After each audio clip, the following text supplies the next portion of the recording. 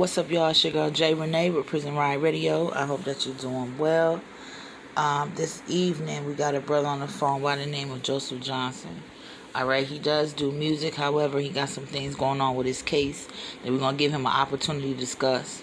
So we're going to jump right in there. All right, brother, how you doing?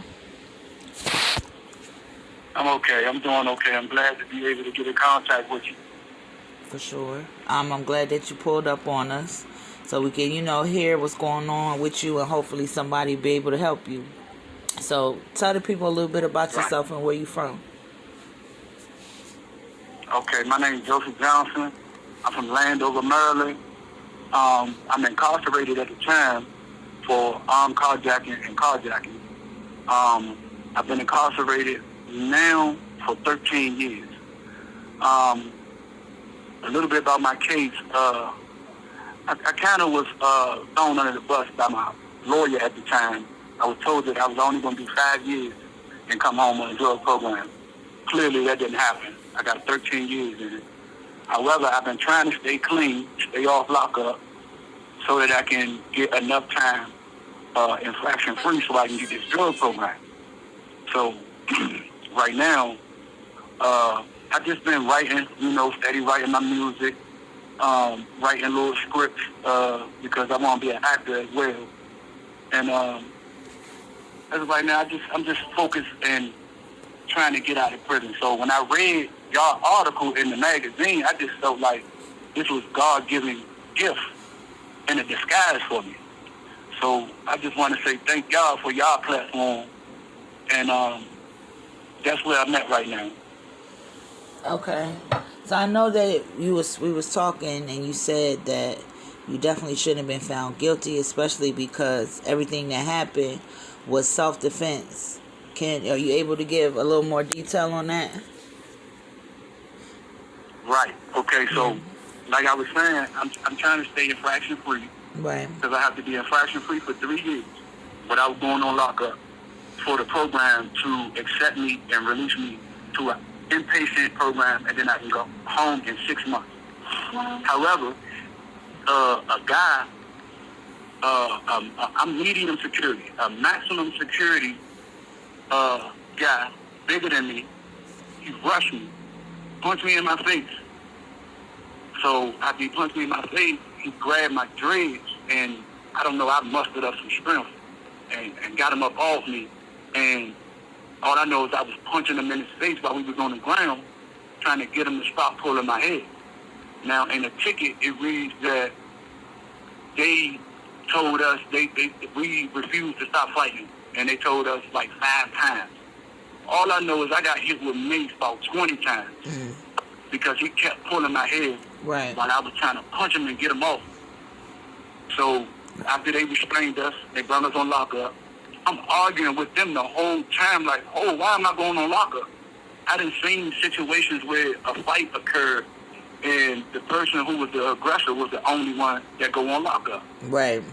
However, they let him stay on the tier we was on because he got a special cell or whatever his case is, a special bunk because he's a big dude. And they brought me on disciplinary segregation. So when I go up for the ticket, probably about 8 days later, I go in there with the knowledge that, okay, I got hit first, so I know I'm going to beat this ticket. It shouldn't get in my way so I can get the drug program. So I go in there to have the hearing in front of a guy named Christopher Whitlock. He's a Caucasian. I hope he hear this. However, it was like he gave me a look as soon as I sat down, like he had it registered in his head, oh, I'm going to find him guilty. Because he kept saying, you want to fight this? I'm like, yeah, I want to fight it because I need to get this off my record because I'm trying to go home on the program. I told him, I said, I was 2 years infraction-free before this happened. So he said, well, I don't think you should fight it considering the fact that you was aggressively punching him. So, and he messed my head up when he said that because I'm like, oh, you just like, flew past the part when he punched me in my face. Right. So he said that during the hearing, we having the hearing, he asked me what's my defense. And I told him, okay, I came out my cell with no intention of fighting. That man rushed me, I defended myself. mind you, I'm in the last cell on the tier. And I'm only saying that because he said I didn't retrieve and try to stop the fight. There was nowhere for me to back up. He had me cornered in. So once the motion from us fighting and we flew and hit the wall and I started punching him, like, it was nowhere, like, mind you, I got a sore knee, a messed up knee. I injured my knee.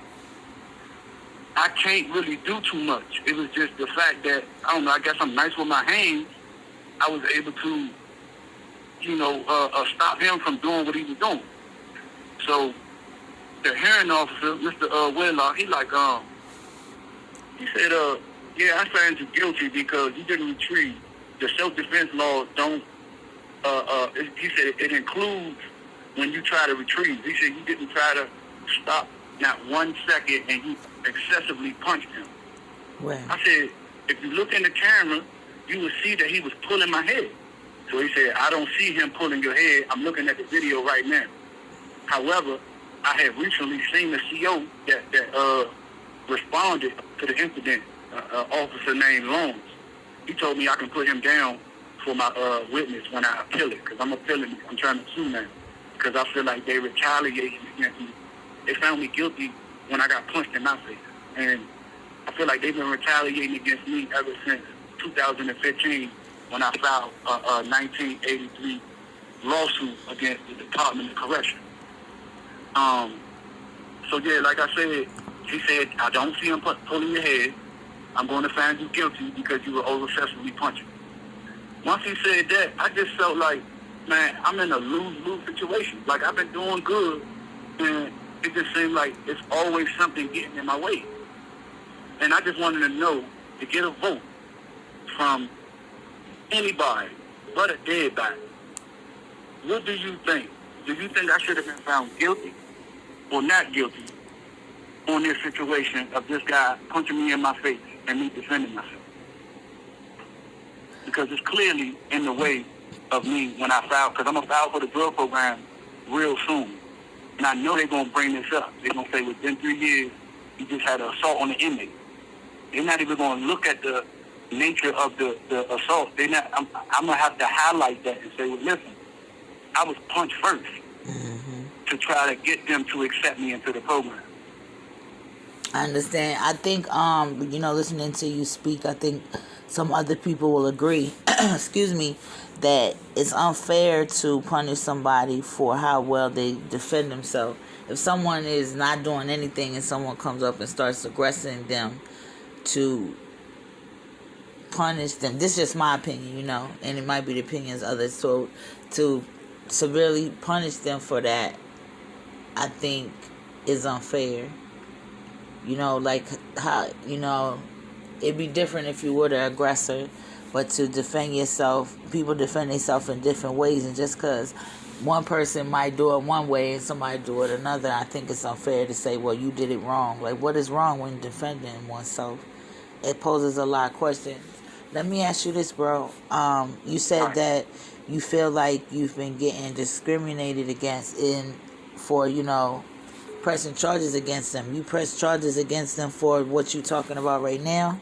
Like what happened with how everything was carried, or that was something different? Well, I'm in the process of pressing charges against them for this now. Okay. The jail. Okay. But no, I filed a lawsuit back in 2015 because, a long story short, they had me in a cell that was really messed up down Jessup. I was in Jessup Correctional Institution. That's like it's a medium slash max, but it's not as maximum security as the jail I'm in right now. The jail I'm in right now is in the west side of Maryland, all the way in the mountains.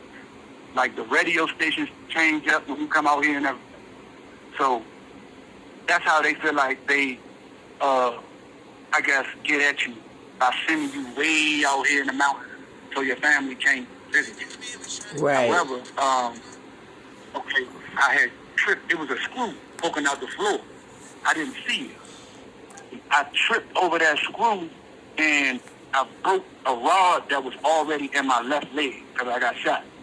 and I had a rod in my leg. It broke the screw that was on the rod inside my leg, so I had to get 6 surgeries on my left leg.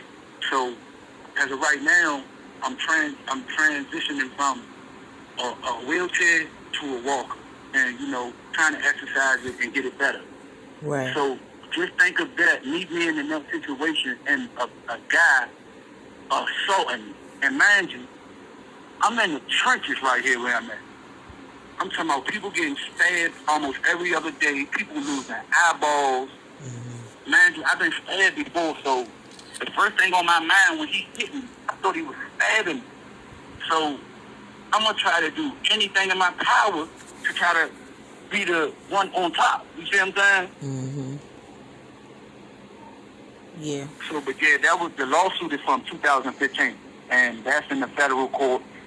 And even up here in Cumberland, they mention the lawsuit. That's how I know they be, poking at me. Right, because they be like, yeah, you got that lawsuit down jeopardy. You know what I mean? Yeah, so it's definitely something they talked about. I think there's something that a lot of people don't realize, that when it comes to them type of ranks with police officers and that whole little system, they have a buddy system, and they have, a system where, the rumor mill where everybody's talking about. So everybody up there knows what's going on with you, for sure. Right. So let me ask you this. They definitely do, because... Go ahead. I'm sorry, go ahead. No, you can finish. Well, I was just going to say, even dudes that I don't know that's locked up, they're like, yeah, man, when we get to talking, yeah, man, we heard you got that lawsuit down, definitely. So like you said, they know. Yeah. So what can the people do to help you to, get this rectified? Is there anything that you need? Like, tell them what's up, what you need, bro. Well, if I guess I can bring to light the ticket, how the officer wrote it up. I can read that, on a different date, and read the hearing officer response and why he found me guilty. I guess, just to get a vote, and then highlight that vote on why the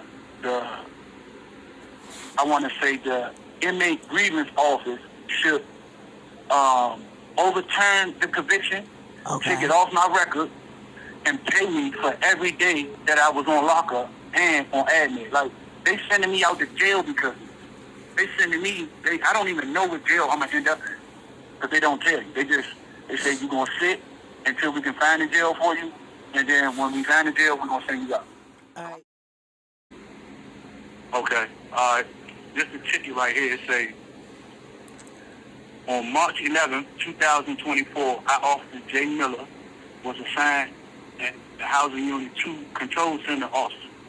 At approximately 12:46, I opened the Housing Unit 2 B-Wing cell door for afternoon recreation. Once the cell doors opened, I observed maximum security general population incarcerated individual Tyrone Brown and medium security general population incarcerated individual Joseph Johnson, 2B14, involved. The 2B14, that's my cell. And okay, I left that out. So let me back up to, once the cell doors open, I observed maximum security general population incarcerated individual Tyrone Brown in cell 2B16, that's across the hall from me, and medium security general population incarcerated individual Joseph Johnson, 2B14, involved in a physical altercation. I called a 1010 incarcerated individual flight via the institutional radio. After review of the VIPNet security surveillance system, it was determined that Brown exited his cell 2B16 and walked to cell 2B14. Now let me stop right there, because this man ran towards me. He didn't walk. He ran towards me. Okay. Now, and I mentioned that to the hearing officer. I said, he didn't walk, he ran. He like, well, I don't see that. So I really felt like they was against me from the beginning. Okay, so let me go back into the ticket and say,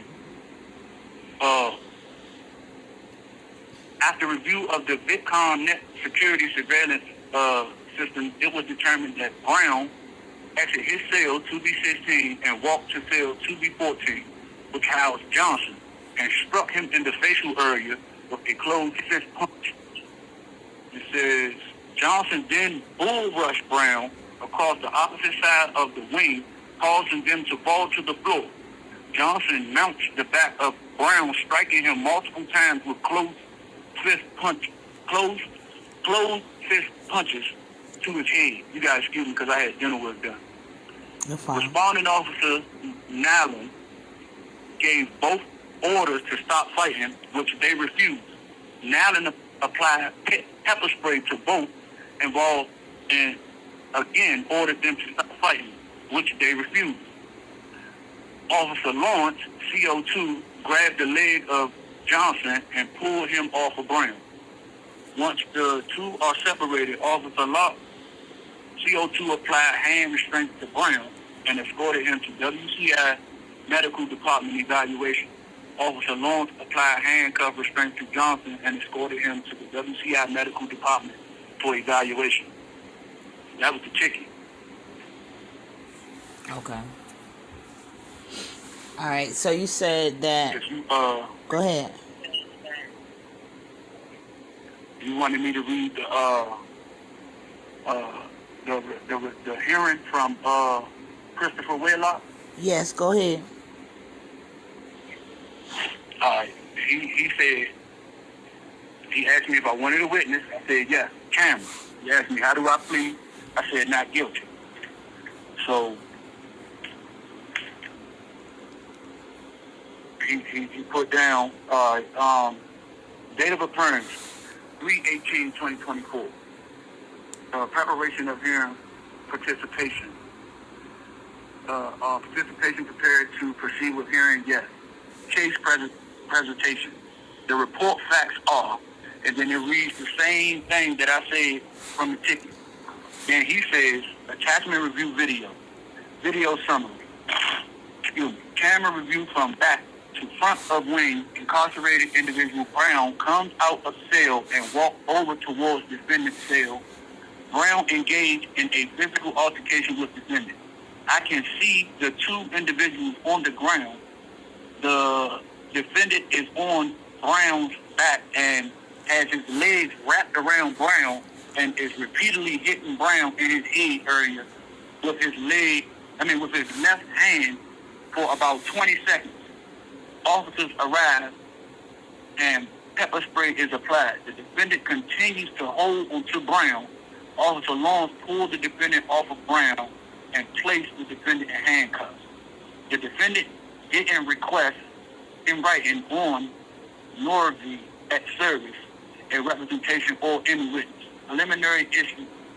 Defendant. You have 60 seconds remaining. Case presentation. Defendant. This is what I said. I had my walker and chair as I exited my cell to go to rest. Brown ran towards me. I thought he was going to stab me and punch me in my face. He grabbed my hair and took me to the ground. As we were going to the ground, I was able to get on top of him. He was pulling my hair really hard, and I began punching. You have 30 seconds remaining. Let go of my hair. I have been infraction-free for 2 years. I had no intentions of fighting him. I'm a peaceful guy. Then it says, institution, none to represent. That's basically the jail and what they had to say. So then it says, closing argument, defendant. This me again. I just want to apologize for my part. I had no intention to fight him. I was trying to stop that man from killing me. The closing argument, this was me, and he made up a part by saying, you understand, this was me. I said, I just want to apologize for my part. I had no intention to fight him. I was trying to stop that man from killing me. He was killing me by pulling my hair. I told him right there that he was really pulling my hair. He said I said that. But to carry on, he said I was trying to block him from assaulting me. I didn't want to swing. I would still be on the tier doing good if that man never struck me. I was about to get a job. And now due to this, I'm on lockup. And then he closed out, and then he said, based on the credible evidence of the finding fact, he said, incarcerated individual Brown initiated a physical assault with the defendant. As Brown and the defendant are going to the ground, the defendant is able to secure himself on Brown's back by wrapping his legs around Brown's back. The defendant repeatedly hit Brown in his head for about 20 seconds until officers arrived. According to the Nora, that's the camera, Officer Nyland gave orders for the defendant and Brown to stop fighting. Neither individual obeyed those orders. The defendant does not disengage with Brown and has to be pulled away from Brown by Officer Long. He said the defendant claimed self-defense. Then he put Comar battery. The Comar is 12.03.01.03F battery. It says, number 1, a charge of battery under regulation .04C3 of this chapter may not be automatically excused by a claim of self-defense. Then it says, number 2, a hearing officer may permit a claim of self-defense to be considered in the disposition of a charge of battery or the administration of sanctions. Then number 3, it says, an inmate is not entitled to a claim of self-defense, and a hearing officer is not required to accept a claim of self-defense. Number 4, an inmate is required to retreat from a threat if at all possible, or a claim of self-defense may not be raised. Let me see if there's any more. Oh, yeah. Then he say, I find the defendant did not make an attempt to disengage from Brown. The defendant repeatedly hit Brown and his head hurt. Therefore, I find the defendant guilty of violation Rule 102. The defendant did not obey Officer Nyland's order to stop fighting. Therefore, I find the defendant guilty of violation Rule 316. Then he asked